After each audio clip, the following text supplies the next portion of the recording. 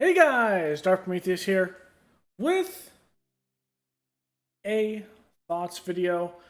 Now, to caveat this before I go into it, I have played Days Gone before our playthrough on PC, so a lot of the stuff weren't big shockers to me. I'd seen it before. It's just this is the first time this has been on the channel, and back I played it on PS4, but this was our PC run on Survival 2. So I'm going to get right into it. I absolutely love the environment and everything about this game when it comes to that aspect. The weather's kind of weird sometimes, but it has some good dynamic to it.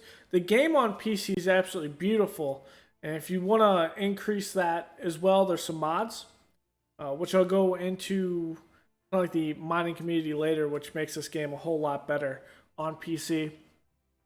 But the game and its environments are fantastic.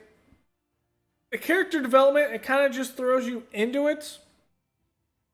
You are in a world that has existing storylines. In a way, you're seeing it from the main character, his perspective of Deacon St. John. So with Deke, you're kind of thrust into the world, and you can tell the character development wise that a lot of the characters get good arcs, but a lot of people are going to be at first put off with it because of the fact that you're just thrown in this world.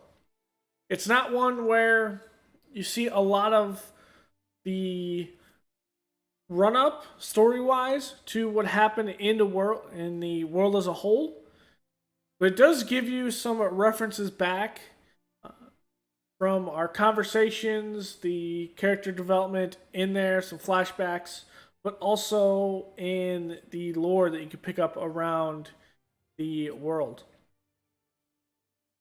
It kind of varies much more than other games that are comparable in like a post-apocalyptic setting, to where you have a good idea what happened before, or at least they have a large sequence that kind of introduce you to that aspect. One of it is like The Last of Us.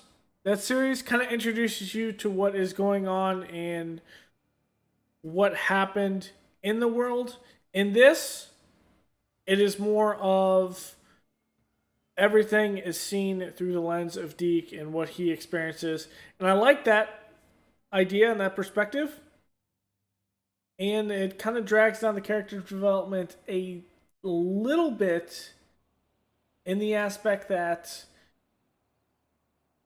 you may not like some of the characters at first, especially Deke, but as the story goes on, you tend to start actually associating with him as he goes through the story.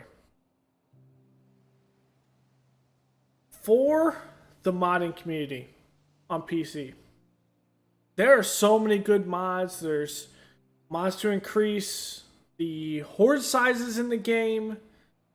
I've seen them be pumped up to 1,000 plus, where it takes a couple spawns in. There's extra weapons like a growler, which is essentially a minigun of sorts. I've seen multiple other mods adding other weapons in, and on top of that, there's mods to make the game look even better than it is on the initial PC release. There's uniform, there's skins, things like that. So there's a ton of mods, and those mods can make the game a whole hell of a lot better. Aesthetically, but also if you want to actually play from a standpoint of not making the game a grind. Difficulty levels, there's a lot of that.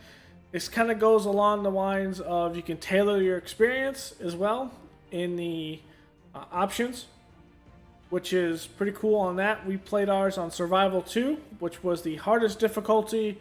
No HUD, no map, no fast travel, all of those things. And it didn't feel grueling because we did it in short stream sessions. So if you're trying to power through the game, I don't think Survival 2 is probably for you. It probably needs to be scaled back so you have more of the hard portion. Because in hard 1 and 2, it allows you to still fast travel around. It allows you to do a lot of things like that. And you can still turn off the HUD if you want to. To end this, my overall thoughts on Days Gone is this is a fantastic game. Probably one of my favorites. Which is why I've played it 2 times, 3 times through. And I think this is a game that is going to end up being a cult classic, must play as the time goes on. Much like a lot of the other games in the genre in near future or post-apocalyptic games. Kind of like the esque of how I feel about Fallout New Vegas. That's really one out of the Fallout series that's one that you have to play if you played any of them, things like that. And this is definitely one that if you like the setting of post-apocalyptic, zombie-infected type deal, this is a game you gotta play. So, I'm gonna end it here. Thanks for hanging out for another Thoughts video.